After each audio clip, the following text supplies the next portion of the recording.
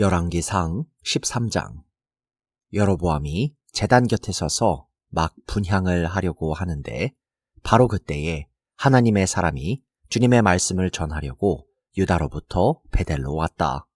그리고 그는 그 제단 쪽을 보고서 주님께 받은 말씀을 외쳤다. 제단아, 제단아, 나 주가 말한다. 다윗의 가문에서 한 아들이 태어난다. 그 이름은 요시야다. 그가 너의 위에 분향하는 산당의 제사장들을 너의 위에서 죽여서 제물로 바칠 것이며 또 그가 너의 위에서 그 제사장들의 뼈를 태울 것이다. 바로 그때에 그는 한 가지 징표를 제시하며 이렇게 말하였다. 이것은 나 주가 말한 징표다. 이 제단이 갈라지고 그 위에 있는 재가 쏟아질 것이다. 여로보암 왕은 하나님의 사람이 베델에 있는 제단 쪽에 대고 외치는 말을 듣고 제단 위로 손을 내밀면서 저자를 잡아라 하고 소리를 쳤다. 그러자 그 사람에게 내어 뻗은 여로보암의 손이 마비되어서 다시 오므릴 수 없었다. 그리고 곧 이어서 하나님의 사람이 주님의 말씀으로 제시한 징표대로 그 제단은 갈라지고 그 제단으로부터는 재가 쏟아져 내렸다. 그러자 왕은 하나님의 사람에게 제발 그대의 주 하나님께 은총을 빌어서 내 손이 회복되도록 기도하여 주시오 하고 청하였다. 하나님의 사람이 주님께 은총을 비니 왕의 손이 회복되어서 예전과 같이 되었다.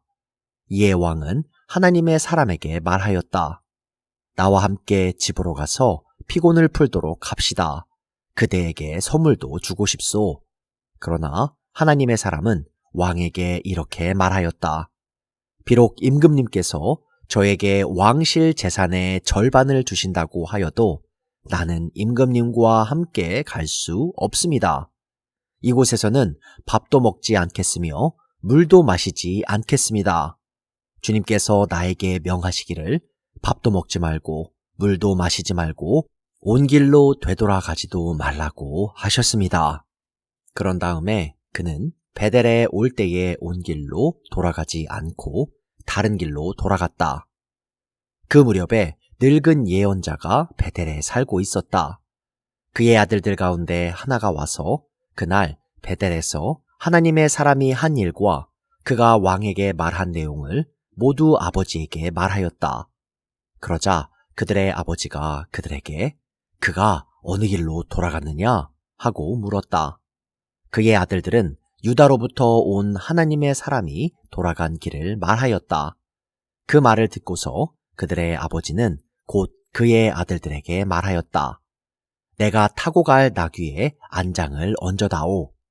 그들이 아버지가 타고 갈 나귀에 안장을 얹으니 그는 나귀를 타고서 하나님의 사람을 뒤쫓아 갔다.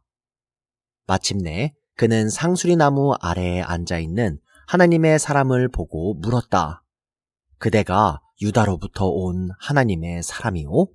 그러자 그가 대답하였다. 그렇습니다. 그는 하나님의 사람에게 말하였다. 함께 우리 집으로 가서 무엇을 좀 잡수시고 가시지요. 하나님의 사람은 대답하였다.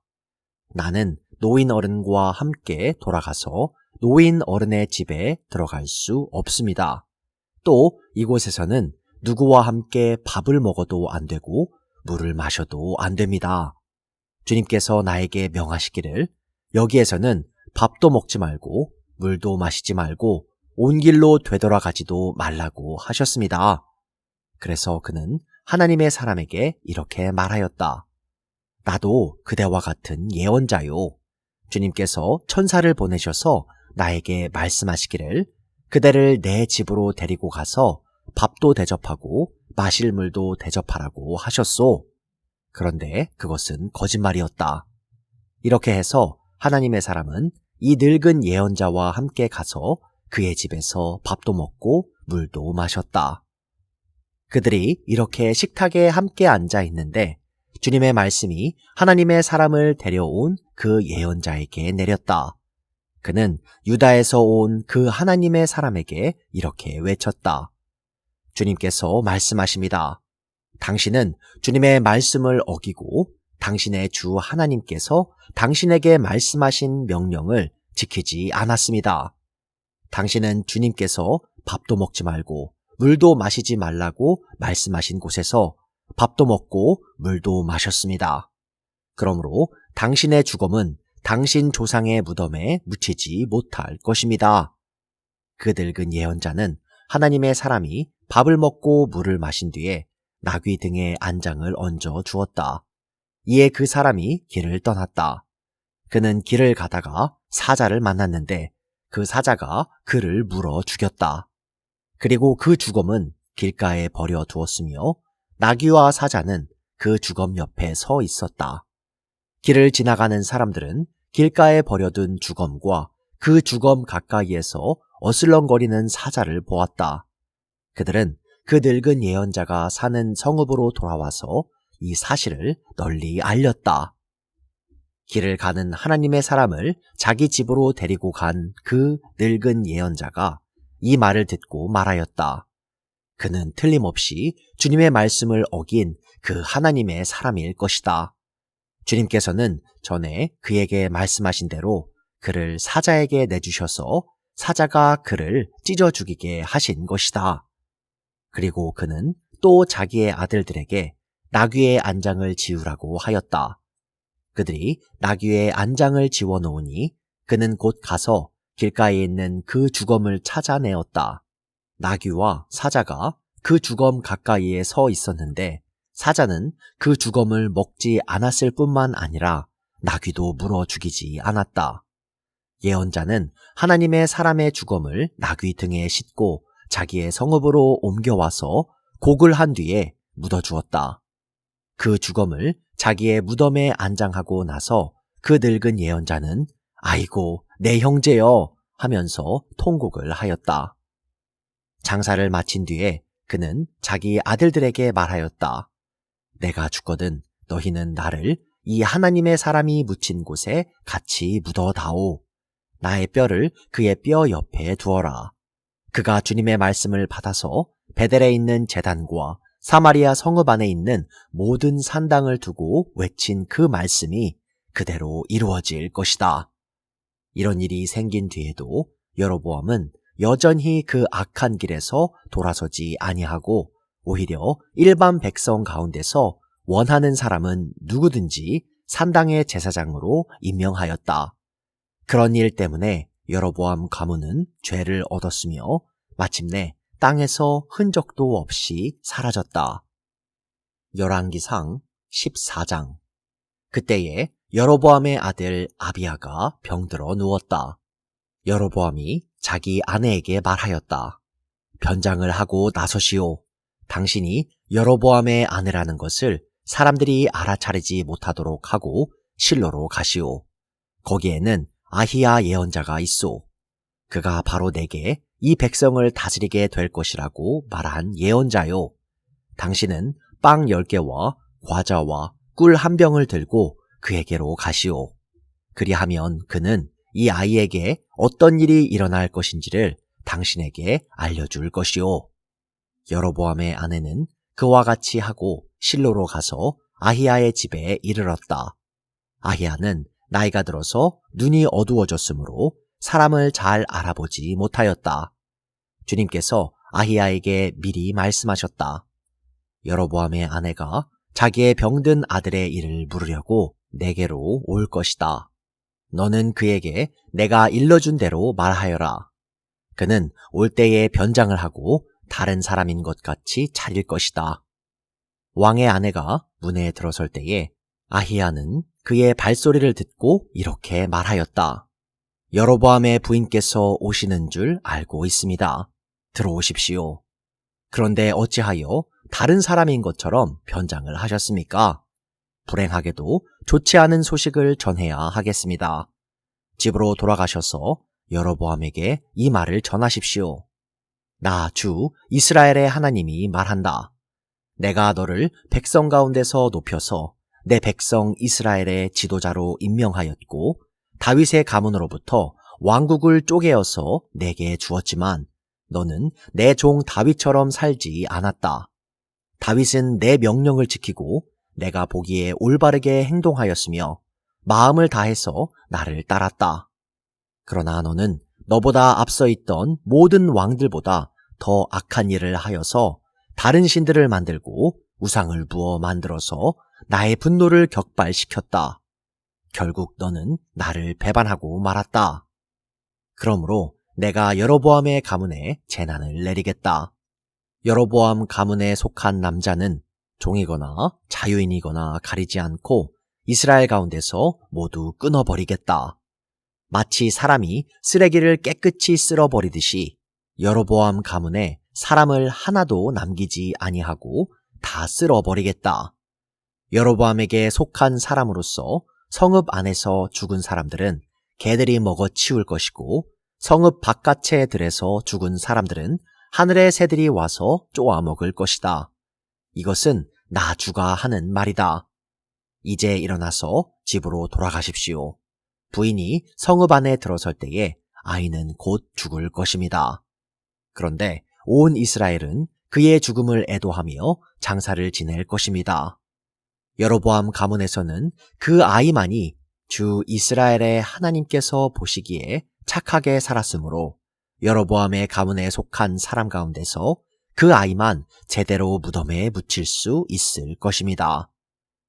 주님께서는 이스라엘을 다스릴 또 다른 한 왕을 세우실 터인데 그가 여로보암의 가문을 끊어버릴 것입니다.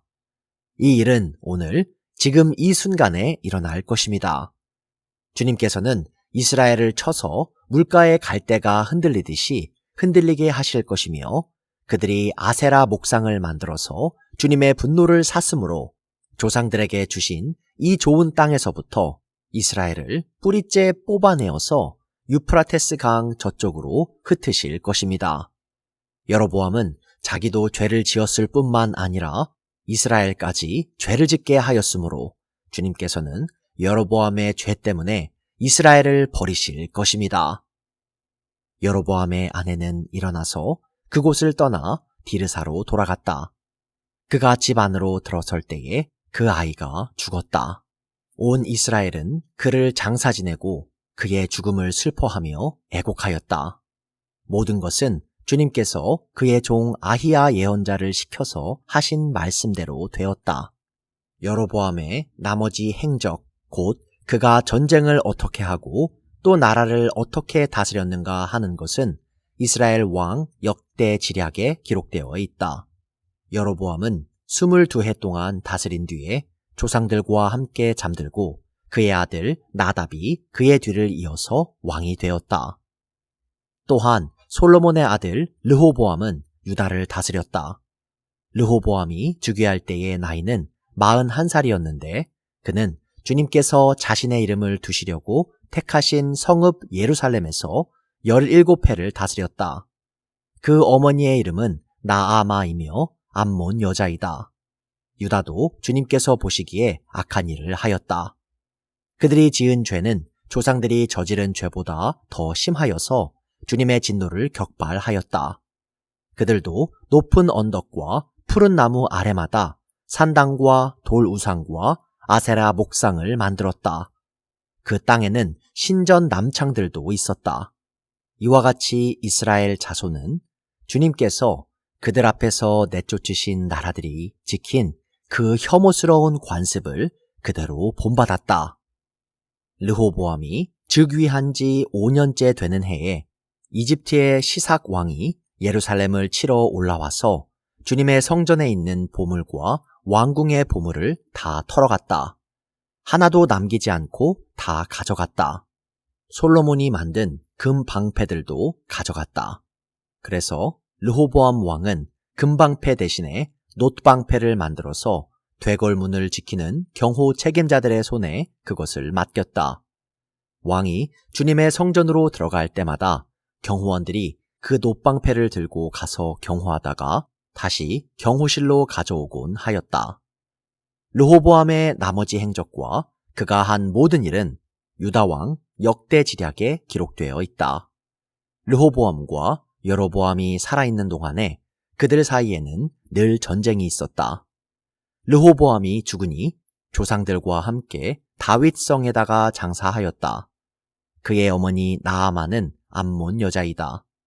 그의 아들 아비야가 그의 뒤를 이어서 왕이 되었다. 열왕기상 15장. 느밧의 아들 여로보암 왕 제18년에 아비야가 유다 왕이 되었다. 그는 3년 동안 예루살렘에서 다스렸다. 그의 어머니는 아비살롬의 딸 마아가이다. 아비야는 그의 아버지가 지은 죄를 모두 그대로 따라갔으며 그의 조상 다윗의 마음과는 달라서 주 하나님 앞에서 온전하지 못하였다. 그러나 주 하나님께서는 다윗을 생각하셔서 예루살렘에다가 한 등불을 주시고 그의 뒤를 이을 아들을 세우셔서 예루살렘을 굳게 세워주셨다. 다윗은 주님께서 보시기에 올바르게 살았고 햇사람 우리아의 사건 말고는 그 생애 동안에 주님의 명령을 어긴 일이 없었다. 여로보암과 르호보암 사이에는 그들이 살아있는 동안 늘 전쟁이 있었고 아비야와 여로보암 사이에도 전쟁이 있었다. 아비야의 나머지 행적과 그가 한 모든 일이 유다왕 역대지략에 모두 기록되어 있다. 아비야가 죽어서 그의 조상들과 함께 잠드니 다윗성에 장사 지냈고 그의 아들 아사가 그의 뒤를 이어서 왕이 되었다. 이스라엘의 여로보암 왕 제20년에 아사가 유다 왕이 되어서 예루살렘을 40해 동안 다스렸다. 그의 할머니는 아비살롬의 딸 마아가이다. 아사는 그의 조상 다윗과 같이 주님께서 보시기에 정직하게 행하였다. 그는 성전 남창들을 나라 밖으로 몰아내고 조상이 만든 모든 우상을 없애버렸다. 그리고 그는 자기 할머니 마아가가 아세라를 섬기는 혐오스러운 상을 만들었다고 해서 자기의 할머니를 왕 대비의 자리에서 물러나게 하였다. 아사는 할머니가 만든 혐오스러운 상을 토막내어서 기드론 시냇가에서 불살라 버렸다. 그렇다고 해서 산당이 모두 제거된 것은 아니지만 주님을 사모하는 아사의 마음은 평생 한결 같았다. 그는 자기의 아버지와 자기가 거룩하게 구별해서 바친 은과 금과 그릇들을 주님의 성전에 들여놓았다. 아사와 이스라엘 왕 바아사 사이에는 그들이 살아있는 동안에 늘 전쟁이 있었다. 이스라엘 왕 바아사가 유다를 치러 올라와서 라마를 건축하고 어느 누구도 유다 왕 아사에게 왕래하지 못하게 하였다. 그러자 아사는 주님의 성전 창고와 왕실 창고에 남아있는 모든 은과 금을 모아 그의 신하들의 손에 들려서 다마스쿠스에 있는 시리아의 헤시온 왕의 아들인 다브림몬의 아들 벤하닷에게 보내면서 말하였다. 나의 아버지와 그대의 아버지가 서로 동맹을 맺은 것과 같이 나와 그대도 서로 동맹을 맺읍시다. 여기에 그대에게 은과 금을 선물로 보냅니다. 부디 가셔서 이스라엘 왕 바아사와 맺은 동맹을 파괴하시고 그를 여기에서 떠나게 하여 주십시오. 벤하닷이 아사왕의 청을 받아들이고 이스라엘 성읍들을 치려고 자기의 군사령관들을 보내어서 이온과 단과 아벨벳 마아가와 긴네렛 전 지역과 납달리 전 지역을 치게 하였다. 바아사는 이 소문을 듣고는 라마 건축을 멈추고 디르사로 거처를 옮겼다. 그리고 아사 왕은 모든 유다 사람에게 명령하여 한 사람도 빼놓지 않고 모두 바아사가 라마를 건축할 때에 쓰던 돌과 제목을 가져오게 하였다. 아사 왕은 이것으로 베냐민의 게바와 미스바를 보수하였다. 아사의 나머지 행적과 그의 권세와 그가 한 일과 그가 건축한 모든 일이 유다 왕 역대지략에 다 기록되어 있다. 그는 늙음하게 이르러서 발에 병이 났다. 아사가 죽어서 조상들과 함께 잠드니 그의 조상 다윗성에 조상들과 함께 장사 지냈다. 그리고 그의 아들 여호사밧이 그의 뒤를 이어 왕이 되었다. 유다의 아사왕 제2년에 여로보암의 아들 나답이 이스라엘 왕이 되어서 2해 동안 이스라엘을 다스렸다. 그러나 그는 주님께서 보시기에 악한 일을 하였다. 그도 그의 부친이 걷던 그 악한 길을 그대로 걸었으며 또 이스라엘에게 죄를 짓게 하는 그 잘못을 그대로 따랐다. 이사갈 가문의 아히야의 아들인 바아사가 그에게 반기를 들고 일어났다. 나답과 모든 이스라엘이 기브돈을 포위하였으므로 바아사는 블레셋의 영토인 기브돈에서 나답을 쳤다. 바아사는 나답을 죽이고 그를 대신하여서 왕이 되었는데 때는 유다의 아사 왕 제3년이 되는 해였다. 바아사는 왕이 되자 여로보암 가문을 쳤는데 숨쉬는 사람은 누구든지 하나도 남기지 않고 모두 전멸시켰다. 주님께서 실로 사람인 주님의 종 아히야에게 말씀하신 대로 이루어진 것이다. 여로보암이 자기만 죄를 지은 것이 아니라 이스라엘까지도 죄를 짓게 하였으므로 주 이스라엘의 하나님께서 이렇게 진노하셨다. 나답의 나머지 행적과 그가 한 모든 일은 이스라엘 왕 역대 지략에 다 기록되어 있다. 아사와 이스라엘 왕 바아사 사이에는 그들이 살아있는 동안에 늘 전쟁이 있었다. 유다의 아사 왕 제3년에 아히야의 아들 바아사가 이스라엘의 왕이 되어서 디르사에서 24해 동안 다스렸다. 그는 주님께서 보시기에 악한 일을 하였고 여로보암이 걸은 길을 그대로 걸었으며 이스라엘에게 죄를 짓게 하는 그 죄도 그대로 따라 지었다.